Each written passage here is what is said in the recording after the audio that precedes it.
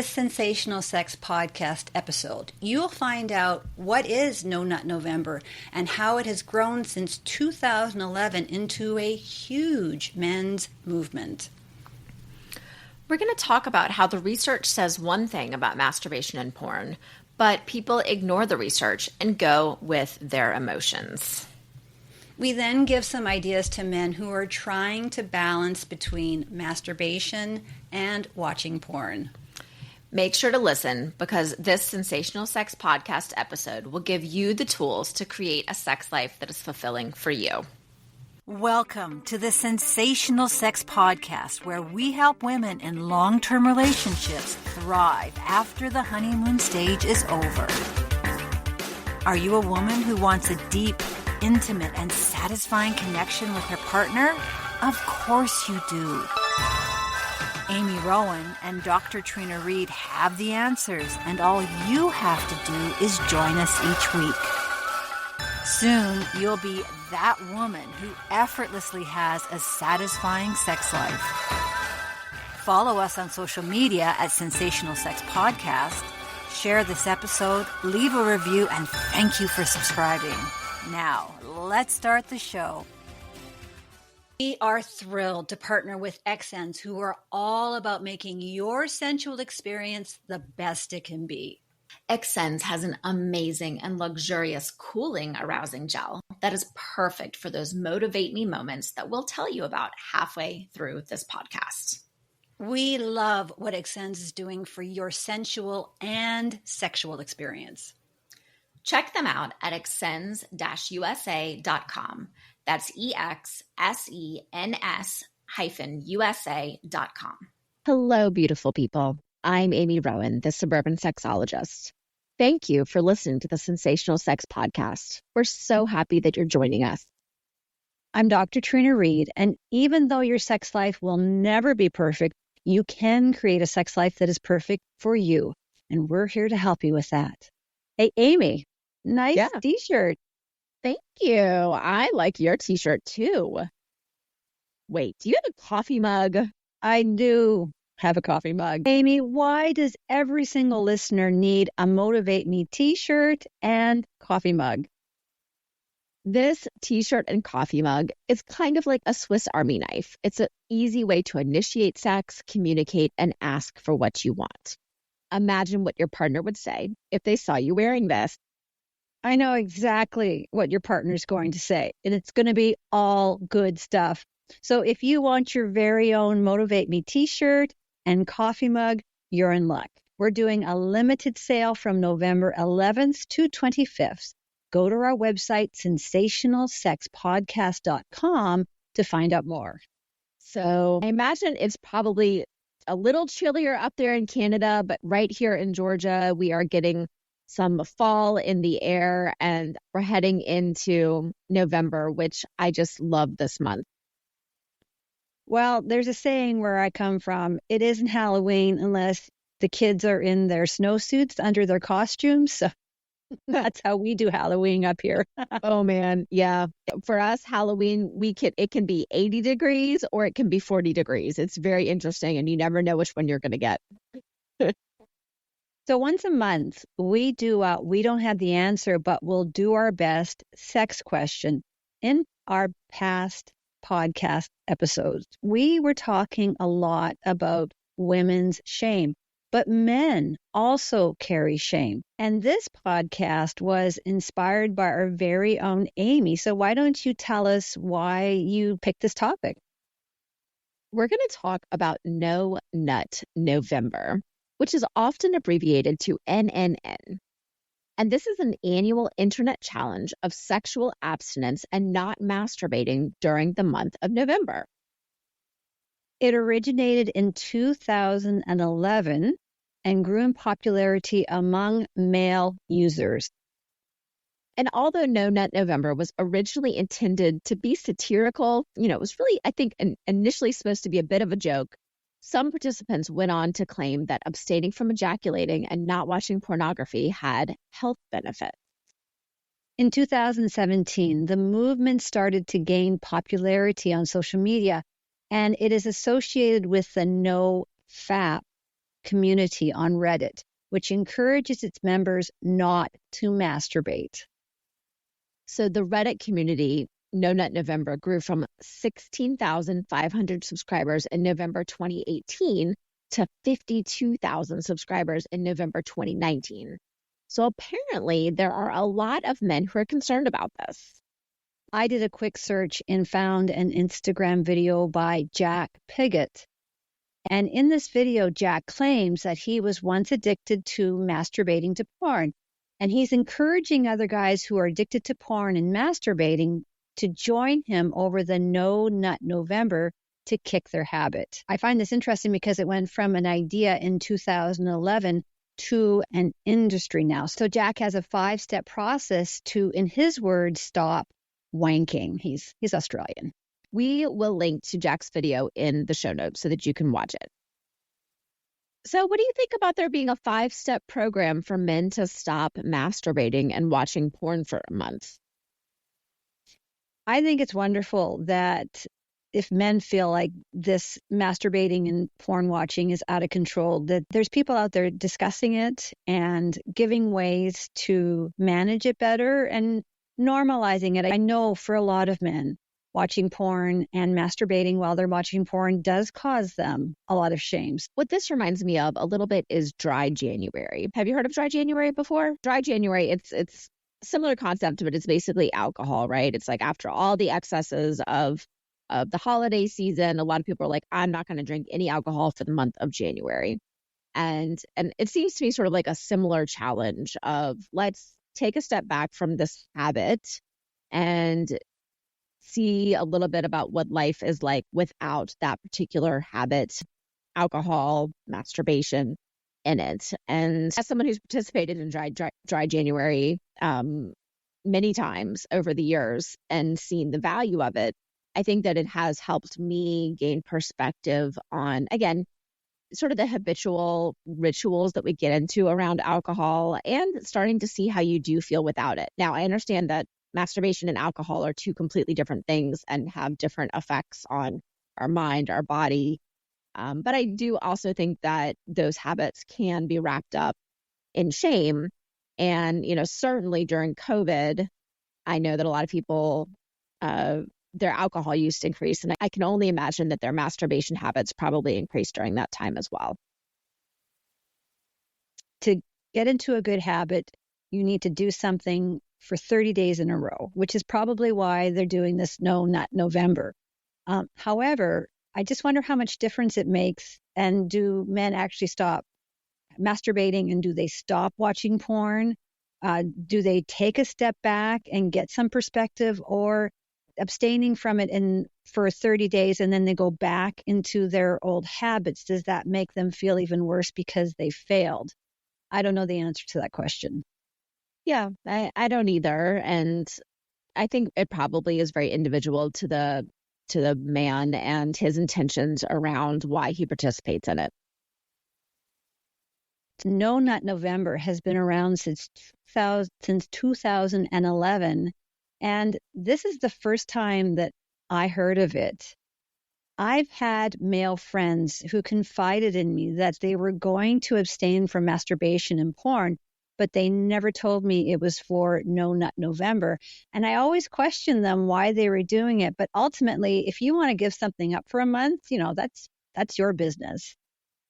I think there's a value to examining, again, the rituals, the habits, the things that we do, and especially if they are bringing you shame. If it's something that's bringing up shame, it's bringing up feelings of why am I doing this? Why am I doing this so much? Am I doing this? Is this too much? Is this okay? Then, I think there's a value of looking at that. However, this is where it gets murky, because the organization NoFap is an anti-masturbation movement, which has been linked to religious organizations. Supporters of NoFap say avoiding masturbation for prolonged periods of time have many benefits, including enhanced focus and concentration and decreased pornography use. And the NoFap movement endorses a very specific understanding of masturbation and human sexuality. and it argues that pornography is harmful. NoFap suggests that avoiding masturbation can help people regain control over their lives and avoid compulsive or addictive sexual behavior. The NoFap movement says it has more extreme benefits such as depression relief or overall health benefit. And NoFap goes on to say that people who feel guilty about masturbation or spend significant time masturbating may find avoiding it offers time for other activities, which may improve health. So what do you think about this? My motto in life is everything in moderation. So, and there are people who have compulsive behaviors around masturbation. And if you are aware of this compulsive behavior and it's interfering with your life, checking something like this out might be a good option for you. However, it feels like they have an agenda and there's a lot of judgment around masturbating. And masturbating is a very natural thing and should not be judged as shameful. I completely agree. And it's a tricky thing, though, because I think you're right on everything in moderation. And we know, as sexologists, that masturbation is healthy and normal. However, I think that when you add in just the 24/7 unlimited availability of internet pornography, and then you tie that with people who may be at home for a long time or, again, compulsive natures, you can see how it can potentially become, again, more compulsive, potentially out of control. And I know that I've worked with clients who have masturbated so much that their bodies, their penises don't respond to the feeling of a vagina because they're used to a very particular grip. And so teaching them how to come out of that is completely and totally possible. But it's when they're becoming completely acclimated, accustomed to orgasming, feeling pleasure in a certain way with a certain grip that's not able to be replicated by their partner. I think that's when things start to get tricky. Yeah, absolutely. And I'm going to share something very personal, and I hope my kids don't kill me for saying this. But both my teenage sons have shared that they are scared to become addicted to porn. And I don't know where this came from. And what I found concerning is when I threw on my sexologist hat and then I gave them the research on masturbation and porn, they don't want to hear the research. They're both ashamed and fearful about this. And as a sexologist mom who's done my very best to raise my children not to feel this way, it's baffling. And when I give my sons the porn research, they reply to me with something to the effect that I'm being elitist. And they feel like it's a big gap between what the academics say and what happens in a typical teenage boy's bedroom. And my sons and I have also talked about what is too much masturbation because they fear that they could be doing too much of it. And again, I don't know where this came from because that's not how I brought them up. So like the social messaging is just so prevalent. Yeah. Well, first of all, thank you for sharing that. And what's interesting is actually my teenage son, we've had talks about this and we haven't gone as in depth as it sounds like you have with your sons, but he's like, Mom, no, I'm not into that. I don't like that. I don't want to have anything to do with it. And I haven't really been able to probe. He hasn't really allowed me to probe like the reasoning behind it. And I suspect it's probably something along the same as what your sons are feeling. And to your point, and I don't know this for a fact. And I think some people would tell me you're crazy for thinking this, but I genuinely don't know if my 16-year-old son masturbates. I've seen no evidence of it. I can walk into his room at any time. And I almost feel like I'm in a sex education, that Netflix show, where, Gillian Anderson is the sex therapist and her son is, so afraid to masturbate and all that stuff. And I'm like, I wondered if somehow the openness around sex that we, that they're experiencing more than other things has almost, pushed them into this other thing. So anyway, I guess I just share that to just let you know that I feel like my son is maybe experiencing some of that too. And I'm also like, oh my gosh, have I somehow said or done something to create shame, which of course is the last thing that we ever want to do. So, although I've read the research on porn and masturbation, which we're going to get into, my anecdotal experience shows that the fear and shame around porn and masturbation in the societal messages is everywhere. And, I think it's definitely something that we want to talk to our teenage sons about. Speaking of which, Amy, let's discuss what the experts have to say about sex and porn addiction. The American Psychiatric Association and the Diagnostic and Statistic Manual of Mental Disorders do not recognize porn addiction as an official diagnosis. And the American Association of Sexuality Educators, Counselors, and Therapists also argue that there's insufficient scientific evidence to support the existence of sex or porn addiction. There is no scientific evidence that abstinence has any positive effect on your mood, energy levels, or motivation. There's also no scientific evidence that suggests that masturbation is harmful. Additionally, there's no studies that state that avoiding masturbation avoids any specific benefits. However, for many years, researchers didn't believe the G-spot existed, which was confusing for those women who were having G-spot orgasms. So just because there isn't scientific research to validate porn or sex addiction, it doesn't mean it isn't true.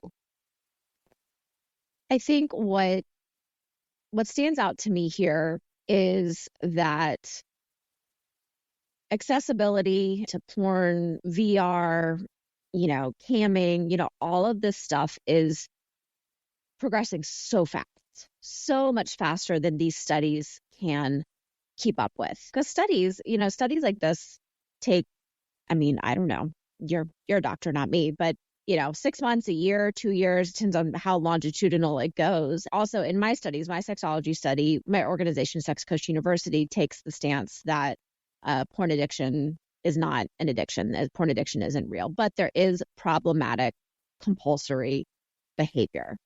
And so, I think it's important to recognize that this is constantly evolving.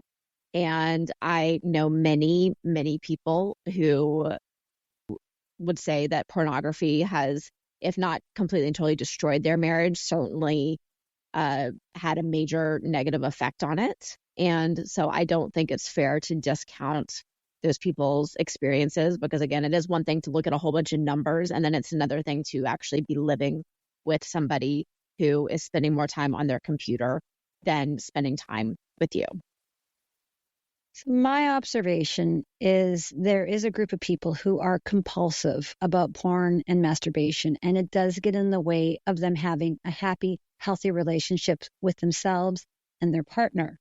However, the vast majority of people do have the checks and balances to not let porn and masturbation take over their lives. But for many years, and to some extent even today, sex and porn addiction were very sexy clickbait topics, and the media has really blown this out of proportion. But I will share that earlier on in my relationship, porn was a negative influence in our relationship. When my husband and I first started dating, he shared with me, he was actually open about it. He said, Amy, I like to look at porn when I masturbate, but I promise that this will never interfere with our relationship, with our sexual connection. But this is something that I do. And I had a really, really, really, really hard time with it. And we had many, many, many fights over the years over it. And ultimately, and it took probably 20 years. It took me probably 20 years to get to a place where it finally didn't bother me. And ultimately what it was for me was it was a self-esteem thing for me. And certainly as we got married, and then as I got pregnant, and as we had children, and my body changed, and my mood changed, and my weight, and all of these different things. And then every once in a while, I would discover that he'd been looking at porn, and I would blow up because I felt bad about myself. And he felt bad about he didn't want to do anything that would make me feel bad. But I actually admire the fact that he said, this is something normal for me to do. It's not interfering with our sexual connection, which it never did, other than my own self-esteem. And ultimately, how I overcame how I was feeling about it is I'd never really looked at porn, shockingly. And for me, it wasn't actually visual porn. I preferred listening to like erotica and things like that. Once I started exploring my own version of erotic stimulation, and I really actually learned to recognize how completely and totally separate it was from the connection that I had for my husband, then I finally got it. And then poof, it wasn't a problem anymore. Amy, thank you so much for sharing that. There's going to be a lot of people listening to what you just said, and you've just helped a lot of people with that share. So thanks for getting so vulnerable. I'm sure that was tricky for you to do. So well done. Well done, Amy. Thank you. Well, and the ironic part of it for me was through all that, at that point, I was an intimacy toy consultant. I was like, I sell sex toys for a living. Like, I'm making a living off of helping people masturbate. And yet when I find out that my husband has been masturbating, I get mad. I was like, what a hypocrite I am. No. So, no. And that's how I felt. That's how I felt at the time. Anyways, I'm saying you're not, because the research shows you cannot become addicted to porn and sex. However, there is a disconnect. Like you were saying, there's a disconnect that we have because we have so much fear and shame and misunderstanding around this topic. So you just showed us how that disconnect works. So thank you. Thank you very much. Yeah. And this also just shows that men also have the same irrational shame and guilt and fear as women. It just shows up in a very different way. Yeah. And No Nut November really isn't a new concept. Lent, which is a traditional Catholic religious observation in which participants abstain from certain foods and luxuries, which can include sexual activity for 6 weeks leading up to Easter. Ramadan, a religious observation in which Muslims abstain from food, water, and sexual activity during daytime for a lunar month. Yeah, I think we see abstinence being promoted in different religious organizations, and they promote the health benefits of abstaining from not just sex, but from different. What are the 7 deadly sins? Lust, greed, sloth. I'm thinking about that movie. What's that movie with Brad Pitt? 7. Lust, greed, sloth. Anyways, there's 7. And there's 7 of them. There's 7. And you can email us and tell us what the 7 are at sensationalsexpodcast@gmail.com. And a lot of religious organizations really recommend that you abstain for a while from one of the 7 deadly sins. Well, and you know what? I think the core of this abstinence from these different things, whether it's sex or food, it is abstaining from pleasure. And that's what it's like, okay, you're going to abstain from eating these good foods, or you're going to abstain. And when you are promoting abstaining from pleasure, you're also creating shame and guilt around indulging in pleasure. So as someone who grew up in New Orleans, I grew up in New Orleans, and what does everyone think about with New Orleans? Mardi Gras, of course. Or Mardi Gras is the day before Lent starts. It's Fat Tuesday. It's the day that you go completely and totally crazy before you have 40 days and nights of abstaining. So it's actually a religious holiday, or it's connected to the religious holiday. But when you're promoting abstinence, then you're also simultaneously creating shame around the indulgence of whatever it is you're abstaining from. Then there has been some pushback to No Nut November. In 2017, there was a related internet challenge. And I'm sorry, this sounds awful to me, but I'm not a guy, so I don't know. It's called Destroy Dick December. And this started serving as a counterpoint. It's a parody of No Nut November. And in 2017, Destroy Dick December, it's supposed to start on December 1st. And each day you masturbate until completion in a quantity in relation to the date. Meaning you must masturbate 1 time on the 1st, twice on December 2nd, 3 times on December 3rd, and so on until you get to the 31st. I don't want to masturbate 31 times in a day. Thank you very much. No. And if we're talking about missing the point, I think this is the clear illustration of missing the point, because if you are participating in No Nut November, to be able to gain some clarity, examine your habits, just look at some perspective and just see if there's anything that changes that you want to grow, and then you flip into this destroyed December, then yeah, I think you've just missed the point completely, in my opinion.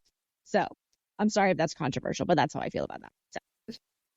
I don't think there is an answer here. I think it can be tough for some men to find balance between masturbating and watching porn. So maybe something like No Nut November can help a guy to take a step back and assess whether what he is doing is adding or subtracting from the quality of his life, relationships, and sexual experience. And we'll be right back. Hey men, are you tired of having the same old, boring sex?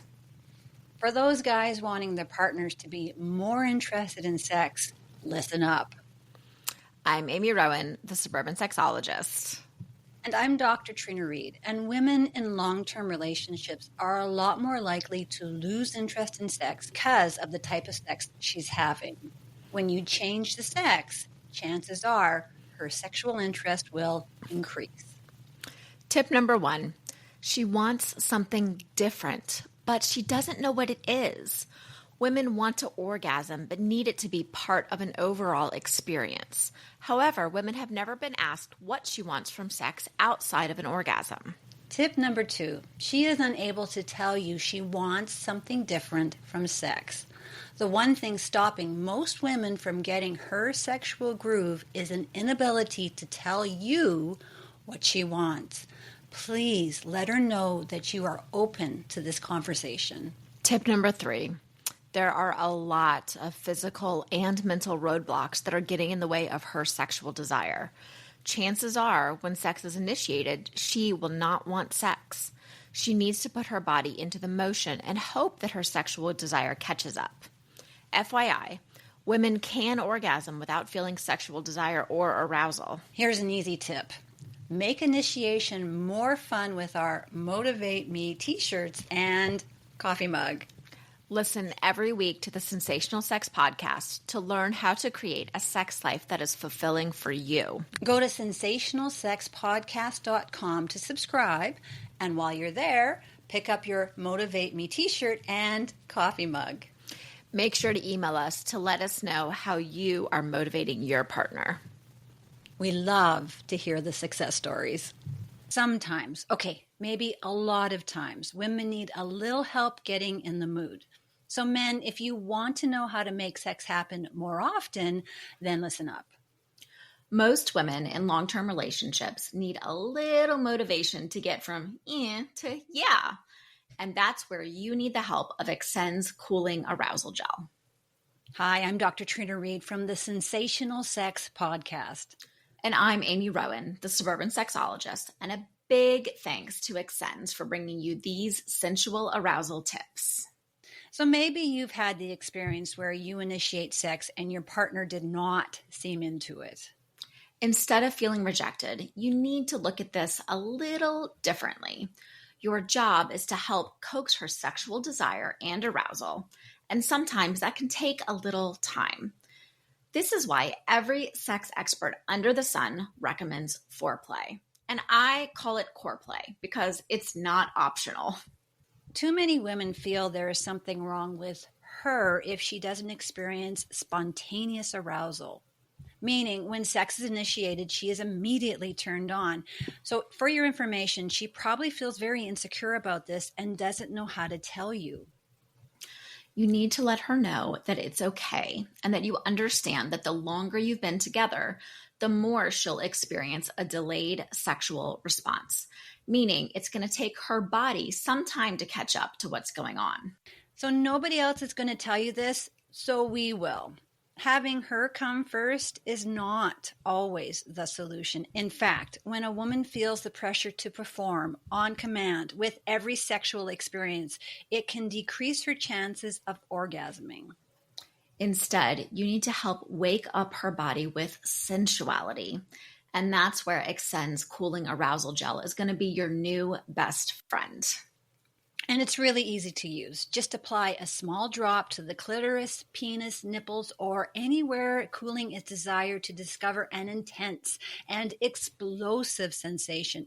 And the best part is you get up to 100 applications per bottle. Here's my pro tip. Excen's Cooling Arousal Gels are super strong, so just use a drop to start. This is not a lubricant. However, it will help her lubricate. You can always add more. It's best to let your partner apply this because you don't know exactly what feels good to her. There are 3 body-safe and flavored arousal gels to choose from. There's raspberry mint, hot vanilla espresso, and the award-winning ginger lychee. It gets even better. Go right this second and do a solid for your partner and your relationship.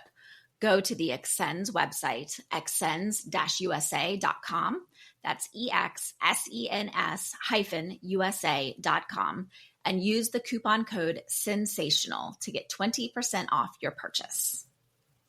Intense and explosive cooling sensations and a discount. It doesn't get much better than that. And now, back to the show. I see the value of No Nut November if you are going into it looking for some perspective on your habits. So I see the value in that. I think also as sexologists, we know that masturbation is healthy and normal, and when done in moderation and when done out of respect for yourself, out of respect for your relationship, and just being aware, there are certainly dark corners of the internet that you can stumble into. And if you're finding yourself actively seeking out, more and more explicit, darker, hardcore content, then this might be something that you want to take a closer look at. I think for some people, and easier for some people, to start to fall into darker rabbit holes that they may not want to end up in. And this might be a great opportunity for you to speak to a sex therapist. They've seen this, they know how to manage it. There's going to be no judgment. In fact, you'll probably feel a lot less shame once you speak to a professional about what's going on in your life. So think about that. So we're going to leave you with some thoughts so you can make your own decision. First of all, masturbation is a normal and harmless sexual practice that can be part of a healthy sex life. And masturbation offers some health benefits. I mean, I will say one thing that I do like to say about masturbation, especially when talking about female masturbation, is you can't get pregnant. And if watching porn and masturbating begins to interfere with a person's daily life, it may be worth considering trying to masturbate less frequently. People who want to stop masturbating can get support from the NoFap community, but there is generally no medical or moral reason to stop. And a person who feels pressure to stop masturbation should really consider their own values. It is their decision if they masturbate or not, and how often they do it. It really is up to you. I think what we're doing with this podcast is just raising an awareness of what this is and some ideas for you to mull over. And ultimately, it's up to you how you want to move forward. And I hope you can move forward without shame. Just imagine what this piece of your life would look like if you took the shame component out. Absolutely. So if you want your very own Motivate Me t-shirts and coffee mug, you are in luck. We are doing a limited sale November 11th through 25th. So head on over to our website, sensationalsexpodcast.com, to find out more. Until our next podcast, stay sexy. On next week's episode of the Sensational Sex Podcast. Are you worth the trouble that it takes to have good sex? Understanding what you need from the sexual experience, which may be different from your partner, and then ask for what you want is all based on you feeling worthy. Hi, I'm Amy Rowan, the Suburban Sexologist. And I'm Dr. Trina Reed, and we're so happy to help your sexuality thrive after the honeymoon stage is over. In this episode, we go through a letter from a woman that we'll call Jane and the sexual struggles that she's dealing with. So how did women get here? It's completely messed up that Jane is compelled to push herself so hard, ask for so little, and expect even less. Jane needs to learn how to communicate about her sexual needs, set boundaries, and negotiate. And this seems like such a big impasse for most women. More important, why does communicating about sexual needs, setting boundaries, and negotiating seem to be such an impasse for most women? More importantly, what can you do about it? Make sure to listen because this podcast will give you the tools to create a sex life that is fulfilling for you. Are you ready to experience more passion and more pleasure? In my Suburban Intimacy practice, I offer one-on-one sex and intimacy coaching for women and couples. Book a complimentary discovery call at suburbanintimacy.com or learn more about my Intimacy Ignite program, your solution to experiencing satisfying and fulfilling sexual experiences and connection, even when you're busy, tired, and stressed. Intimacy Ignite is a curated collection of stimulating sex education, activities, and challenges, whether you are single or in a relationship. Plus, live coaching with me twice a month. Save $10 off your first month with the code PODCAST. You can learn more at intimacyignite.org. Is more fulfilling sex on your mind but not in your bedroom? Then go to trinareed.com to get your free copy of the Sex Bootcamp Masterclass. While you're there, check out my award-winning fiction book, The Sex Course, that went to #1 in its Amazon category 3 days after launch. Both the Sex Course and Sex Bootcamp Workbook are available in audiobook. If you want to hang with groovy, like-minded, sex-positive women, then join my online courses and the Success Community. It's your time to create the sex life of your dreams. It all starts at trinareed.com. Did you love what you learned today? Share this episode with someone who needs it. Friends don't let friends have bad sex. Leave a review for this episode and follow, like, or subscribe on the listening app of your choice. We love hearing from our listeners. Email us at sensationalsexpodcast@gmail.com. You can follow us on all social media platforms at Sensational SX Podcast and join our mailing list at sensationalsexpodcast.com.